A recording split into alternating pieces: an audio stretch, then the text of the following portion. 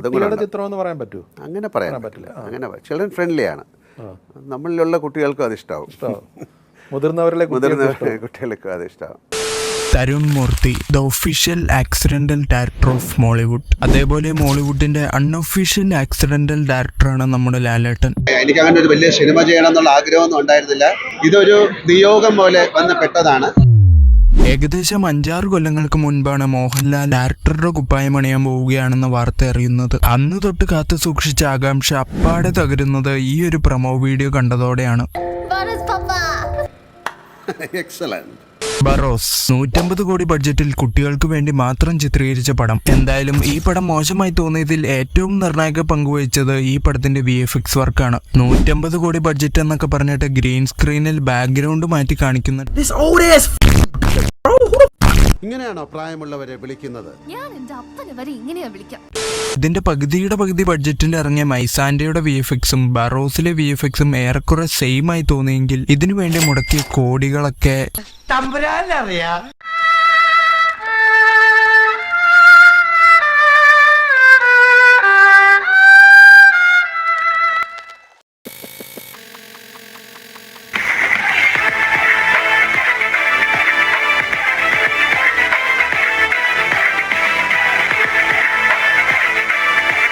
Actually ലാലേട്ടന് പകരം ഈ പടം ആര് ചെയ്തിരുന്നെങ്കിലും ഇതൊരു ചർച്ചാ വിഷയമായി മാറാൻ വഴിയില്ലായിരുന്നു. കാരണം 40 വർഷത്തിലേറെ സിനിമാ ഫീൽഡിൽ വർക്ക് ചെയ്ത് ആക്ടിങ്ങിൽ താനൊരു ഗോട്ടാണെന്ന് തെളിയിച്ച മോഹൻലാലിൽ നിന്നും ഇങ്ങനൊരു പടം നമ്മൾ ആരും പ്രതീക്ഷിച്ചിരുന്നില്ല. ഇന്ത്യയിലെ തന്നെ ഫൈനസ്റ്റ് ആക്ടർമാരിൽ ഒരാളായ മോഹൻലാലിനെ ആരും ഒരിക്കലും ഈ ഒരു രീതിയിൽ കാണാൻ ആഗ്രഹിക്കുന്നേ ഇല്ല. மணியோட ஃபேவரட் ஆக்டர், கமலோட ஃபேவரட் ஆக்டர், ராம்கோபால் வர்மாவோட ஃபேவரட். தெரியுமா உங்களுக்கு? கமலுக்கு நீ தான் ஃபேவரட் ஆக்டர். 27 இயர்ஸ்லயே சொல்லுவாரு, മോഹൻലാൽ പ്രമാദമാ നടിക്കാറ്. മോഹൻലാലിന്റെ എത്ര തന്നെ മോശം സിനിമ ഇറങ്ങിയാലും അത് തിയേറ്ററിൽ പോയി കണ്ട് ആസ്വദിക്കാനായി ഒരു സെറ്റ് ഓഫ് ഓഡിയൻസ് എന്തായാലും ഉണ്ടായിരിക്കും.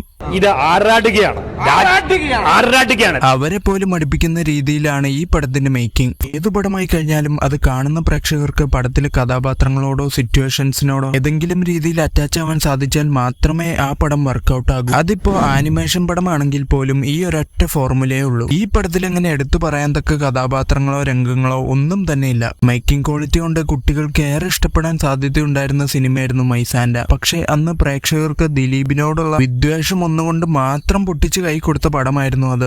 അതൊക്കെ ഒഴിച്ചു നിർത്തിയാൽ കോസ്റ്റ്യൂംസ് അടക്കം ഒരുപാട് കാര്യങ്ങളിൽ ഈ പടം ഫാർ ബെറ്റർ ആണ്. ഇതേപോലെ തന്നെ തന്റെ കുട്ടി ഫാൻസിനെ ആകർഷിക്കുവാനായി വിജയ് പുലി എന്നൊരു പടം ചെയ്തിരുന്നു. അതിലാണെങ്കിൽ സംസാരിക്കുന്ന ആമ, ഒറ്റക്കണ്ണൻ ഭൂതം, എലാസ്റ്റിക് മന്ത്രവാദി തള്ള തുടങ്ങി പിള്ളേരെ ആകർഷിക്കാനായി കുറെ കഥാപാത്രങ്ങളെ ഇൻക്ലൂഡ് ചെയ്തിരുന്നു. പക്ഷെ പിള്ളേർക്ക് വേണ്ടി എടുത്ത പടമാണെന്നും പറഞ്ഞ് ഫാൻസ് പടത്തിന് പോകാതിരിക്കുവോ?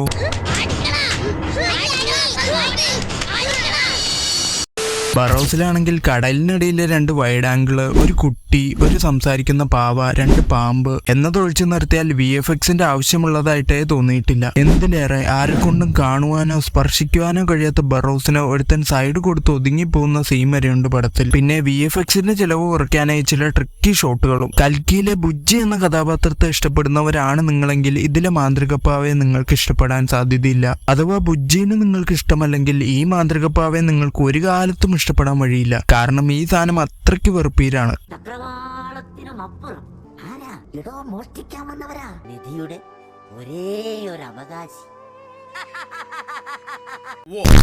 From the beginning I'm saying is saying no like a mosquito shouting near my ear. Pulimurugan കുട്ടികൾക്കിടയിൽ ഉണ്ടാക്കാൻ സാധിച്ച ഓളം പോലും കുട്ടികളുടെ പടമായ ബറോസിനെ കൊണ്ട് സാധിച്ചില്ല. ഒറ്റ വാക്കിൽ പറഞ്ഞാൽ ഒരു ബിഗ് ബഡ്ജറ്റ് നാടകം. ഇതിൽ മോഹൻലാൽ എന്ന ആക്ടർക്കും ഒന്നും ചെയ്യാനില്ല, മോഹൻലാൽ എന്ന സംവിധായകനും ഒന്നും ചെയ്യാനില്ല. ഫസ്റ്റ് ഷോ കഴിഞ്ഞ് നെഗറ്റീവ് റിവ്യൂസ് വരാൻ തുടങ്ങിയതോടെ ഈ പടത്തിനെ സപ്പോർട്ട് ചെയ്യാനായി കുറെ സിനിമാ പ്രേമികൾ ഇറങ്ങിത്തിരിച്ചു. അവരിൽ ആരോടെങ്കിലും ഈ പടം ഫ്ലോപ്പ് ആവാൻ എന്താണ് കാരണമെന്ന് ചോദിച്ചാൽ കുട്ടികൾക്ക് വേണ്ടി എടുത്ത പടം മുതുക്കന്മാര് കയറി കണ്ട് നെഗറ്റീവ് പറഞ്ഞതുകൊണ്ടാണെന്ന് പറയും. അല്ലെങ്കിൽ ഹേറ്റേഴ്സ് എല്ലാം ചേർന്ന് പ്ലാൻ ചെയ്താണ് ഈ പടം പൊട്ടിച്ചതെന്ന് പറയും. സോ അങ്ങനെയുള്ളവരെ കണ്ടാൽ എത്രയും വേഗം അവിടെ നിന്നും സ്കൂട്ടാവാൻ ശ്രമിക്കുക. ഇങ്ങനെയുള്ളവരോട് എനിക്കൊരു കാര്യം ചോദിക്കാനുണ്ട്. ബറോസിന്റെ പ്രീമിയർ ഷോ കണ്ട് വിജയ് സേതുപതി അടക്കം പല സെലിബ്രിറ്റീസുകളും അഭിപ്രായം പറയുകയുണ്ടായി. സിനിമയും എഡിറ്റിംഗും വശമുള്ള അവരുടെ അഭിപ്രായങ്ങൾ മാത്രമേ സ്വീകരിക്കൂ എന്നാണോ? അതോ ഇനി കൊച്ചുകുട്ടികൾ ഒറ്റയ്ക്ക് തിയേറ്ററിൽ പോയി ടിക്കറ്റ് എടുത്ത് പടം കണ്ടോട്ടെ എന്നാണോ ഇവർ ഉദ്ദേശിക്കുന്നത്? പക്ഷേ ഈ പടം പൊട്ടിയതിന്റെ യഥാർത്ഥ കാരണം ഓഡിയൻസ് ആണെന്ന് കരുതിയിരിക്കുന്ന കുറെ പേരുണ്ട്. അവരുടെ മറ്റൊരു ന്യായീകരണമാണ് ഇത് 3Dയിൽ കാണാതെ 6 ഇഞ്ച് സ്ക്രീനിൽ കണ്ടാൽ കണ്ടാൽ ഇഷ്ടപ്പെടില്ല എന്നുള്ളത്. അതിപ്പോ 3D എന്നല്ല, ഏത് പടമാണെങ്കിലും തിയേറ്റർ എക്സ്പീരിയൻസ് എന്നത് അത് വേറെ ലെവൽ സംഭവം തന്നെയാണ്. പക്ഷെ ഈ പടം 2Dയിൽ കണ്ടാലും 3Dയിൽ കണ്ടാലും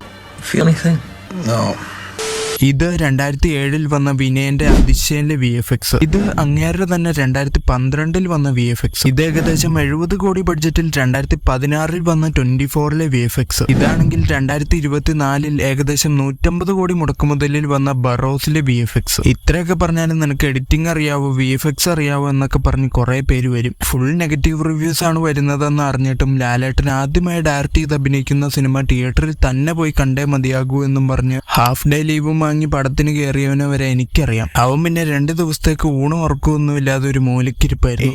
2010 തൊട്ട് ബോക്സ് ഓഫീസിന്റെ കാര്യത്തിൽ ഒരുപാട് പിന്നാക്കം നിന്നിരുന്ന കമൽഹാസനെ വിക്രം എന്നൊരൊറ്റ പടത്തിലൂടെ ടയർ 1 ലോകേഷ് എങ്ങനെ തിരികെ കൊണ്ടുവന്നുവോ അതേപോലെ തന്നെ ഇപ്പൊ കുറച്ച് ഡൗൺ ആയി നിൽക്കുന്ന ലാലേട്ടനെ മറ്റൊരു ഫാൻ ബോയ് സംഭവത്തിലൂടെ പൃഥ്വിരാജ് തിരികെ എത്തിക്കുമെന്ന് വിശ്വസിക്കുന്ന എന്നെ പോലെ എത്ര പേരുണ്ട് ഇവിടെ.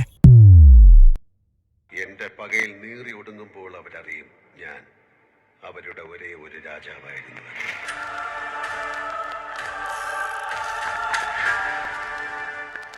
ഒരേ ഒരു രാജാവ്.